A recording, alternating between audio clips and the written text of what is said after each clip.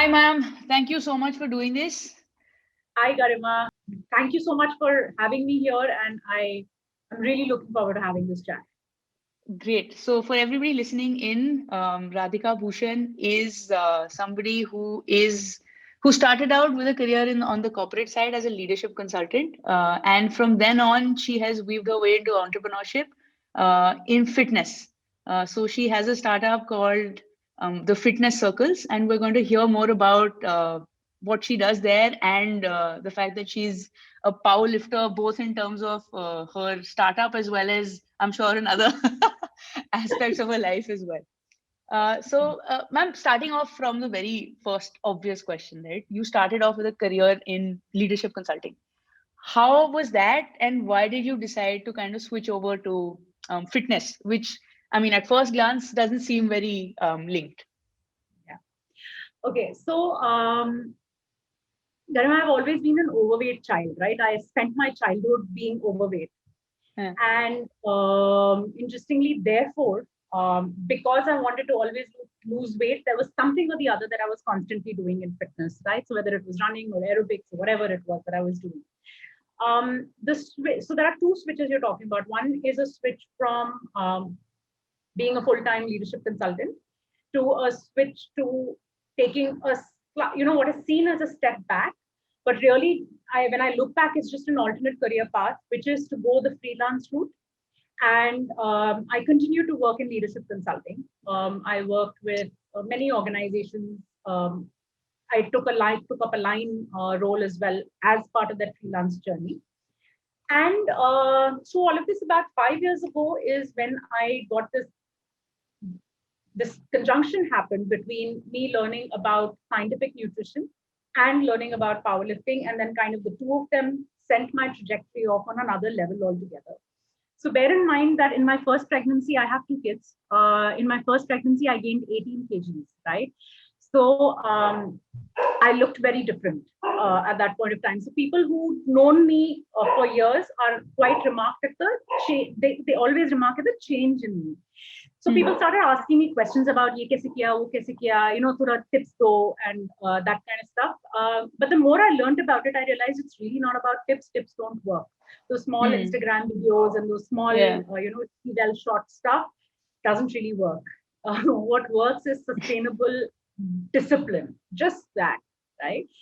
And then even if your path is a little awry, you'll get to where you are going. You'll take a little longer, but you'll get to it. The discipline is at the core of it. And that kind of worked with my leadership work as well, because I had by then transitioned into mindset training and working with leaders in the back, in the back, behind the scenes kind of thing, propping them up, saying, ab ye karo. So never in the limelight, but just, pushing them along. And I saw this beautiful marrying of the two fields coming together. I got certified as a nutritionist, exercise science specialist. And then I think COVID, interestingly, has provided me with this wonderful platform to reach out to women, especially. And I started leading these online sessions on training women on strength, right? And that is where it happens. It was very natural. It wasn't something that I said one day and I'll make a business plan. I still don't have a business plan, but this is how I'm going to grow and this is what I'm going to do. But it just happened very naturally because people started reaching out and I started creating more and more space for that kind of work. And that is where I am at right now, which is really a toggle between two worlds. So I continue to do leadership work. I do freelance work, and I'm running the fitness circles, which is a really, really rewarding part of my Like I said, powerlifting, right? Two separate careers at the same time. Powerlifting is like I call myself, leadership consultant by day, powerlifter by night. Awesome. You don't hear very many women who do powerlifting, right? So I think also just I did this because the first time people hear you're a powerlifter, everyone want to see muscle hai. So, so I said, let me just get that out of the way. Muscle hai for anybody who has any doubts. Hair honi chahiye. Cool. So now coming to of course you've been here and it's happened over several years where you've kind of found this confluence of things that you're passionate about and combine those two in what you're doing. But are there inflection points in your life, whether it's your childhood or college or IIMA or after that, that you can pinpoint and say that this is where I see my direction change into where I am right now? So would love to hear some of those. Yeah. So I think for me,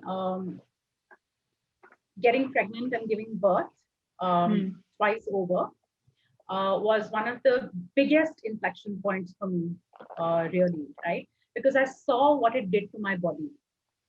And I love my children and I love being a mom. But the first time round, I had no clue going in. I was 26, Mm. and I've been running, like I said, I've been doing something or the other, but it was always about wait, wait, wait. So, Mm. and I came out of that pregnancy quite drained, frankly, right? And Mm. I took a sabbatical at that point of time. So I had a maternity break of 3 months at that point of time, and then I took another 8 months, and I spent that time really trying to build back my strength, right? And that is when Mm. I actually took to weights. I didn't do powerlifting, but I did take to weight training very, very significantly because it just seemed to work for me. And it worked for me Mm. mentally more than anything else, right? The discipline and the rigor of going in and breaking the monotony of being on a treadmill or on a cross trainer or Yeah. something like that. So maternity and giving birth was one of my biggest inflection points because it Okay. introduced me to the power of strength training because my second pregnancy was diametrically opposite to my first one, right? Because the second one, which is usually harder, Okay. went like a beast. I ran till I was 5 months pregnant. I lifted till 2 days before, 2 weeks before I delivered. So it Whoa. was insanely, yeah, it was just insanely different, right? And then I just saw this power. So that's one episode of my life which I think was a big inflection point in terms of introducing me to the world of strength. The second is something that I spoke about earlier, which is, I met this friend of mine at the lift, and she was just got talking, and we met after a while, and she said, "Ki aaj tu ab tu diet pe kya kar rahi hai?" Because she knew that I was doing something or the other, and I told her, you know what, I'm doing this, I'm doing this, I'm doing this, and she said, "Babe, you're not eating at all," and and it was like a wake up moment for me because I realized it's true. I wasn't. And for Mm. someone who would go around bashing, saying ki all these fad diets and all of that doesn't work, for me, it was like this moment of realization that there's this huge part of my life that is, just built on hypocrisy. Yeah. And that is when I actually went around looking for answers on what is it that really works. It can't be that tough, right? Mm. It cannot be that difficult. And the beauty is that, yes, it's not difficult. It's actually very Mm. simple. What makes it difficult is that the underlying behavior is discipline, right? And that is where we tend to Yeah. falter. But I think that meeting with this friend was an inflection point because it led me on another journey altogether. Yeah. I think the third was when I started powerlifting, and there was this one conversation I had with my coach where I Okay. was really frustrated, right? And I said, everyone seems to be doing, and I'm talking about, and when I said everyone, I realized later that I was talking about Facebook, Instagram, stuff like that, right? That everyone is doing so much more, and why am I stuck here? And my coach just looked at me and he said, Ma'am, आप बताओ, whom do you know, like in person, who's doing everything you're doing and also lifting? Right? Yeah. And again, that was an inflection point because for me, then I realized that that was actually the niche in which I need to work, which is to make fitness accessible to insanely busy working professionals, right? Hmm. So, and especially women, I sometimes think I'm just flogging a dead horse, but I think we need to flog that poor horse a little bit more. But my God, women need to focus on themselves. It's insane. And even being in this area and being a coach myself, I still struggle with creating time for what it means to take care of myself. Right? Just yesterday, I Hmm. had this beautiful discussion going on my Instagram handle which was that why do we find self-care so difficult? What is it that is it social conditioning? Is it something else? What is it? And it's Yeah. lovely discussion happened over there. But I'm saying that, there's like I said, let's flog that forward horse a little bit more because we have to change the narrative there. It Yeah. has to be so yeah, just like a snapshot of some of the inflection points which are related to my Yeah. fitness journey. Yeah, I remember when we were preparing for this recording as well, you mentioned also watching the elders in your family age, right? Oh And yeah. how that had Yeah. an impact on you. Tell us a So little that has more actually about. been Hmm. yeah. So that has actually been an underlying theme in my life, right? Because I've watched my grandparents, my parents, my in-laws, and from my husband's side, basically the elder people in my family, and I've seen them age, and I've seen the kind of issues there are, and I've seen what's worked and what hasn't worked, and the fallacies in thinking, right? Yeah. So, for example, there's this whole thing, as you grow older, you need to eat lesser and lesser and lesser and lesser. You see old people just, Yeah. eating very, very Shrink little up. food. Yeah, just like that. And it doesn't have any impact on their weight at all, but they'll continue a year on year, they'll eat lesser and lesser. So that really phrase on my mind. It used to. Now I hopefully have the answer, so it's better. But it used to play on my mind that that's not how I want to age, right? I want to age well, and I want to learn what is the secret of aging well. Hmm. And that has had a really lasting impact on how I approach fitness and how I approach this thing. So for me, it's not an hour of workout, right? Hmm. Uh, and that's what I try to get in with my coaches as well. That it's not that hour of workout; it's a lifestyle you're creating, because it's Yeah. that lifestyle that's going to help you stay fit, right? Again, standard problems of arthritis, rheumatoid arthritis, osteoporosis. It's Yep. so common. Does it really need to be that common? Is the Hmm. question that I would come up with, right? And then you go into the science of it, and which I did, and I realized some of it is yes, but 99% of it is actually controllable. And Yeah. that is the other piece that has, so it's never about losing weight. It's now Hmm. me or for my coaches, it's not about losing weight. It's about um, aging well may not be important for many people, but it is about something larger than that, right? Yeah. It is about living a life of a certain kind, Yeah. quality of life. Yeah. And I feel like you said, right, flogging a dead horse. But I mean, as soon as you said it, it resonates quite a bit with what I've seen around myself as well. And I'm sure other people would notice this also, right, with their grandparents, with anybody in the elder generation, that self care just doesn't seem to be a concept that generation believes in. And here's to hoping that we kind of end up differently. Aging, Uh, it's yeah, yeah, the other thing I wanted to, like, I'm personally very curious about is the entrepreneurial journey that you had, right? And you mentioned that you do freelance for leadership consulting, as well as now the fitness circles. How has that transition been? What have you kind of learned along the way? Maybe failed at. How have things been? yeah. So you sneak peeked my big reveal, but about 3 years ago, 4 years ago, I walked out of a really bad business partnership. And for someone who is like, I am dream job, and then switch to something like freelance at a time where it wasn't even, I Yeah. didn't know anyone who was freelancing, right? Hmm. To make that work. And, so it was always something that was click, click, click, everything worked, right? To face that failure of 1.5 years of investment of time going in, um, it was, and I kid you not, traumatic, right? It Hmm. was traumatic to face failure for the first time, right? So just to so that I have clarity, this was a leadership consulting firm that you would set up. Yes, Okay, yes. got it. And that didn't end well, and then you were kind of Yeah. going So through this I just, process. yeah, that was just something I had to kind of move out of. Yeah.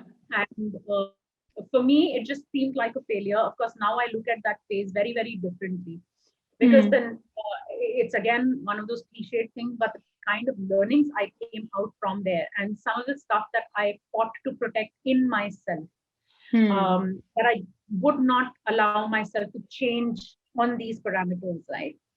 Yeah. Because they were core to my. So, for example, it would have been very easy for me to turn cynical at that point of time and Hmm. stop trusting, so to speak, right?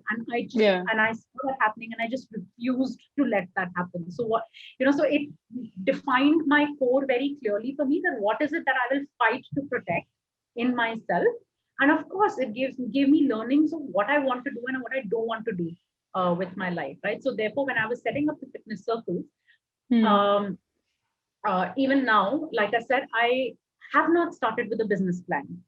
I have kept the passion for fitness at the core of it, Hmm.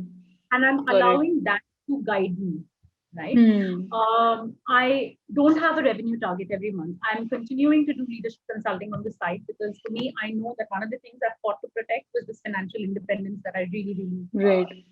need, like Yeah. from the it's a part of my personality. So the leadership consulting work keeps me engaged, keeps the home fires burning. Hmm. And I love that work, right? I just love that work. I happen to be blessed that way. But that allows me to take the fitness circles on the path of passion, Got right? it. And it allows me to keep fitness circles at the, it's just the passion for fitness and others' fitness that helps drive that. And Yeah. that's, I think, something that I really treasure. Because the moment for Hmm. me, I know there are a lot of people who thrive with, Excel sheets and stuff like that. But for me, fitness is not that. Fitness is about yeah, I'd love to make money off of it, right? But it is about genuinely getting people, the joy of getting people to get those aha moments and see them. Like yesterday, just yesterday, I got a Yeah. text from an ex-coachee of mine, right? And she was with me for 3 months, and then she was shifting jobs. So there was this, and a lot of travel and stuff was happening. She said, I'll get back in touch with you later, which I said, okay, but usually it doesn't happen, right? Hmm. So yesterday she texted me saying, can we catch up? I said, of course we can. And she told me that, you know what, I've lost 12 kilos uh, since, Hmm. she'd lost 5 of that while she was with me, but she continued that journey. And I had such goosebumps, because I said, I hope you did that the right way, because I'm quite strict. Huh. She said, yes, all I did was try to follow your plan 80% of the time, and it worked. Hmm. And there was, and in the 3 months, 2 months were spent with me telling her, you can do it, you need to stick to the plan, you can do it. There was no movement on the scale for 2 months, Yeah. because of whatever was there.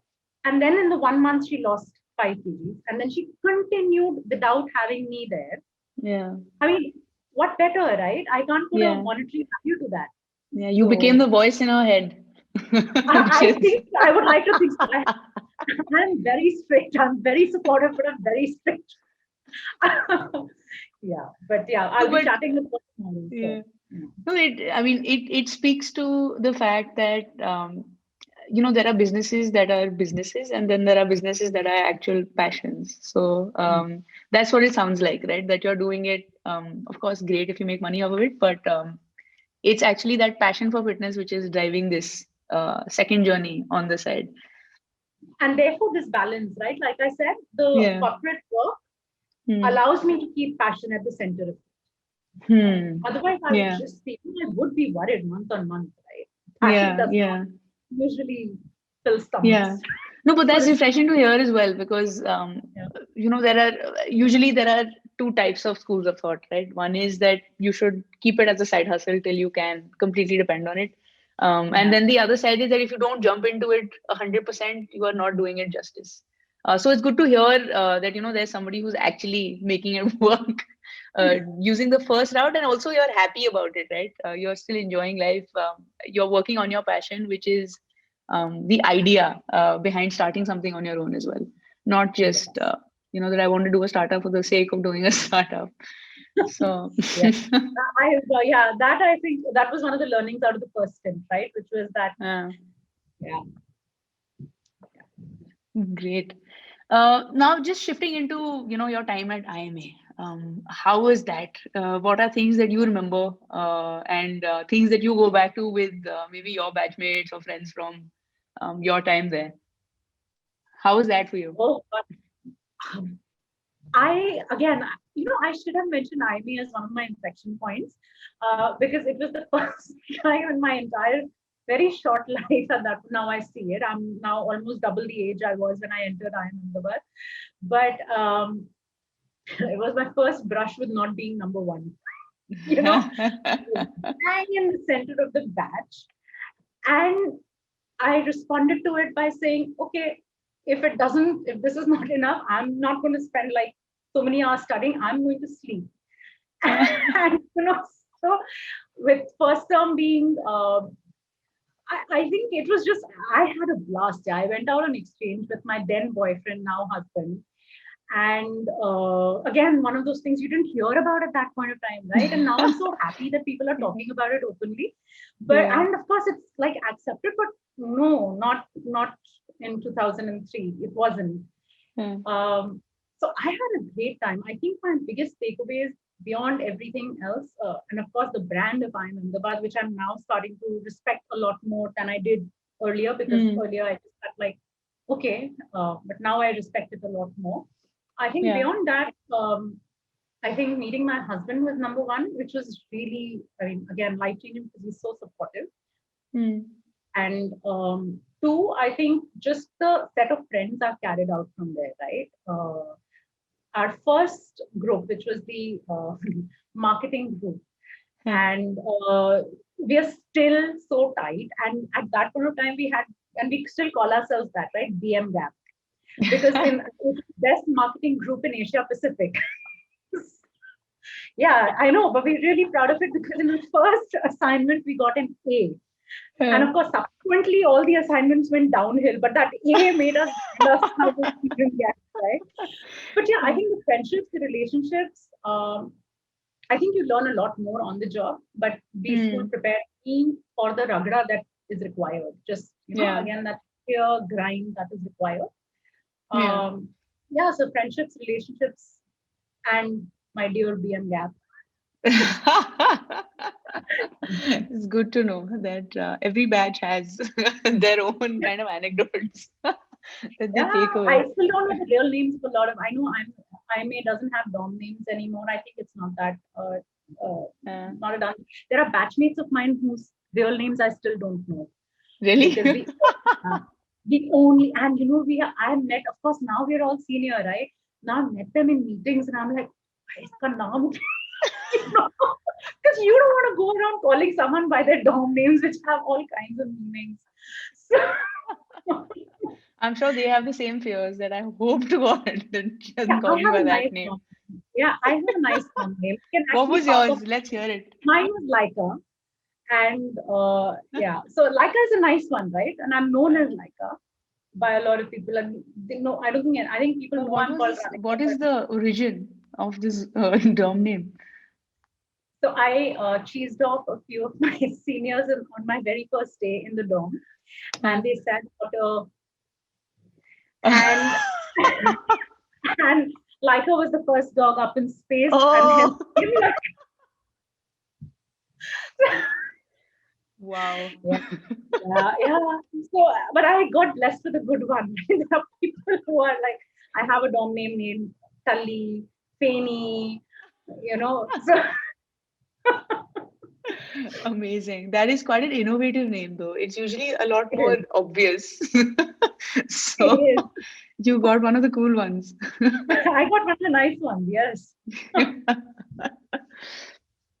Awesome. So, also, I know we spoke a little bit about entrepreneurship and everything that you've kind of faced leading up to where you are. And we've touched a bit on, women specifically, whether it's fitness or otherwise. But if you were to put, a gender lens on your experience, has there been a difference first? And what would your advice be to other women setting down a similar path? Are we talking about the fitness path to personal fitness or Personal um, fitness or even leadership consulting. So just your career, what were things that you thought were challenges that you faced because you were a woman, or something that you felt you had to your advantage? Either way. okay? So two, three things actually. Hmm. One is I think one big thing that I've noticed in myself, and also with a lot of women that I work with. there is a constant chatter of self-doubt that happens in the mind, right? And am I worth it? Is this something that I need to, you know, do you think, should I really say this? I don't know if I can do it. Am I the most qualified for it? Women on sabbatical, I've worked with them personally, and am I too old for this job? Have I been out of the job market for too long? How will people see me? Do people remember me?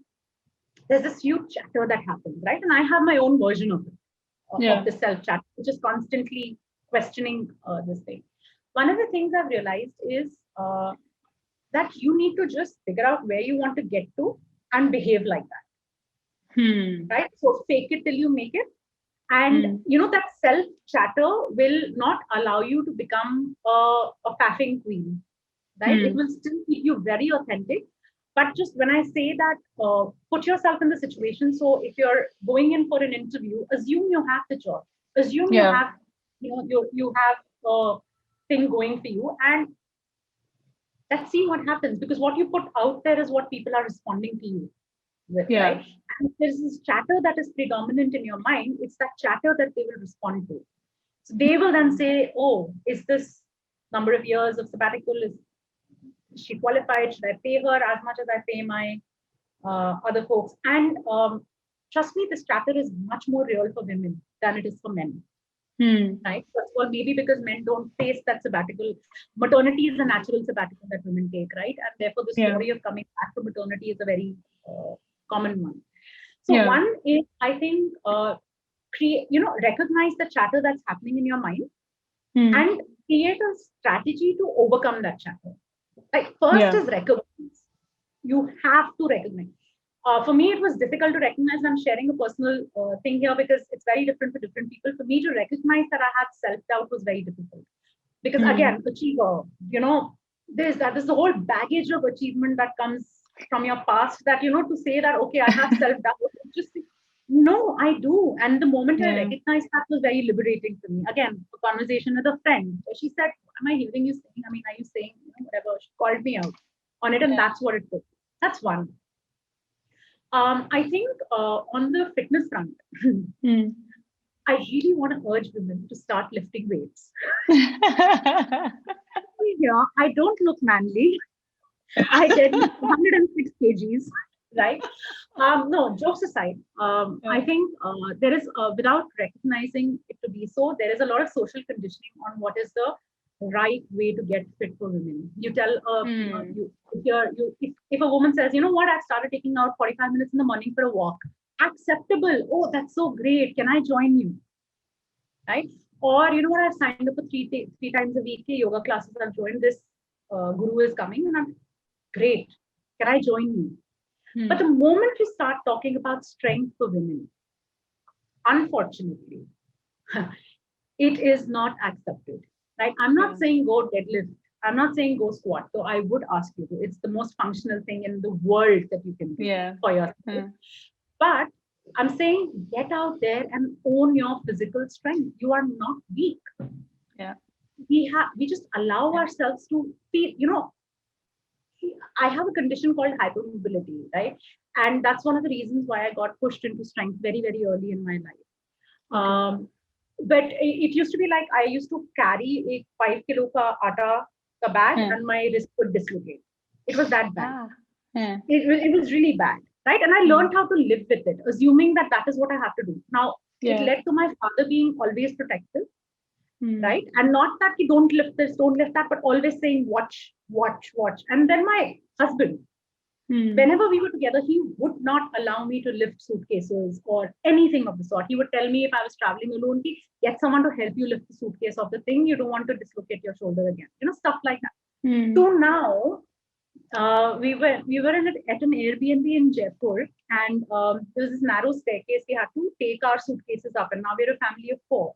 So big suitcases. And so my husband took one and I picked up one and I started walking up, and the uncle, adorable, he said, बेटा तुम रख दो, वो आके ले जाएगा, तुम्हारी कमर लचक जाएगी. कल आपको भी ले जाऊंगी. The best part, before I could respond, my husband turned around and said, uncle, मेरी कमर लचक जाएगी. Iski nahi lachkegi. So I'm saying, so that is the transition that strength has made for me. So, Yeah. and I don't know a single woman who has lifted a barbell and not Mm. felt empowered. Yeah. Yeah. Yeah. No, I think So that definitely, and I feel like it ties into that whole, this talk about women taking space, right, and taking your seat at the table. I think it's very much linked to doing the physical act of also, feeling strong.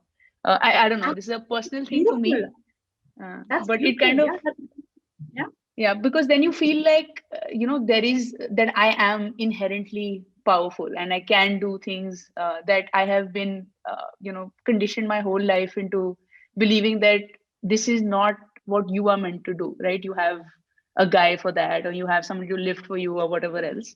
But when you realize that, okay, you can depend on yourself, I think that's what kind of makes that shift, at least. At least for me, it has. I don't know if I'm just It's spouting beautiful. gyan here, No, but it is. See, we're very rooted. It's a little philosophical, but we're humans, right? So we're very rooted in the physical form that we come into this world with. mm, And the moment you start working on the physical form and transforming that, it mm, has an impact at multiple levels. It changes yeah. you mentally, spiritually. It changes who you believe you've always been. It changes that, Yeah. right? So, yeah, I've never felt feminine. I feel feminine now. So, Mm. go figure. Okay. So yeah, Amazing. so Yeah. that's the second thing, which is women just go out and claim that physical strength that you have, right? You Mm. have it. You just Yeah. need to claim it. Mm. Right? And the third thing is we were talking about this earlier, right? And which is just prioritize yourself. Yeah. Um, we're very good at creating, and this is again a very gender specific thing. Not very, because I know a lot of men. My husband is one of them who does struggle with self care, but I think there is a gender lens because there's a certain amount of social conditioning that also happens, which is take care of your kids, take care of your husband, take care of your house, take care of your in-laws, your parents, and then if you have work, and then if you have time, take care of yourself. Yeah. Right? That narrative has to change because there is too much you're taking care of. By the time you arrive at yourself, there is no care left anymore, Mm. right? Everything feels like a struggle, Yeah. right? Frankly. So that narrative has to change. And coming from a very, again, a selfless perspective, that if you're not well, Mm. you cannot take care of others. You will burn Yeah. yourself out and you're of no use to anyone anyway. Yeah. Yeah. Right? Yeah. And unfortunately, that burnout story is too real. Right? So just figure out what works for you. There are lots of narratives you can use for yourself. Gets you to prioritize yourself. Give yourself those 2-3 hours a day Yeah. that it takes for you. It is not a question of a half an hour walk. It's a great beginning. That Mm. half an hour walk is a wonderful beginning, but it takes a good 2-3 hours of dedicated effort for you to take care of yourself. That's my learning over these Mm. years. But Yeah. make space for it. You're important. So yeah, so that would be my third thing, which is just Awesome. prioritize. Yeah, Yeah. I think those three things definitely are something that I'm taking away as well, and I kind of use these, podcasts to kind of, it's very selfish for me because I'm taking away, I feel, so much from these conversations. Great. So I think we pretty much covered everything we wanted to cover. One last thing that I think you touched upon a little bit, which is how the last year has been, and it's been this big change for almost everybody, right? Maybe not for doctors because they anyway do this day in and day out, but I'm sure even Oh, more but I heightened think for them. yeah. But how has that been for you? And you mentioned fitness circles kind of got a boost during last year as well. So how has that transition been for you? Okay, so the last year had phases, right? Like Hmm. just like for everyone. Before COVID happened, I was actually working full time. That was my blip in my career, where I was 2.5 years with Edelweiss Financial Services, heading up leadership Right. development there, OD and leadership there. Right. Beautiful stint, loved the work, loved my team, all of that.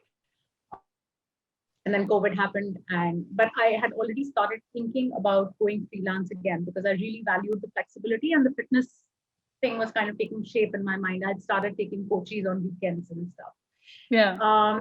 So I wanted to create that space. COVID kind of delayed the plans a little bit because everyone was just responding and I had to be there. But so it had phases. The first phase was that intense, just grappling with what's happened phase. Right? And it also led me to understand how, I always thought I was bringing up very early kids, but I realized how privileged they are. So, for example, I said, boss, now no maids like everyone else. I don't have a live-in help. I said, now everyone, all hands on deck. I'm a cook, so that was not a big change for me. I love to cook. But I said, okay, dude, you, my son, I said, you come here and start washing the carrots. So he walks in, takes the carrot and pumps soap onto them. I said, what are you doing? And then I realized that, oh my God, this is just, so that whole grappling phase with just what my actual reality was versus what I'm supposed to then settling down to a pretty good routine, right? Where now my kids are fantastic cooks. Told everyone, what we did in lockdown? What? We chopped vegetables. But they're fantastic cooks. I know that if I were to go away for a week, they will feed themselves and, take care of the dog as well. So the second phase was actually the phase where we all settled in a little bit. And that's when the time and space to give birth to the fitness circles happened. And then, of course, there was this itch of being in the same place for so many years, which you didn't even have the time to recognize, right? So we've now moved to Goa for a few months, taking charge of the online single. That was the third phase, which is to recognize that an itch existed. Yeah. Right? So to being here and, and then figuring out that balance that, okay, it's not the fitness circle 100%. It's not corporate consulting 100%, but it's a blend of the two. And then striking a balance there and becoming comfortable with that balance.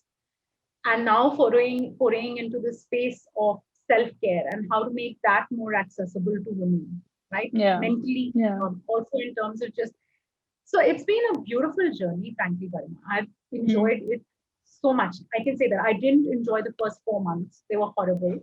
But again, so much learning from there, right? Like carrots don't get now have sous chefs in the kitchen. Now I have to, yeah, I do.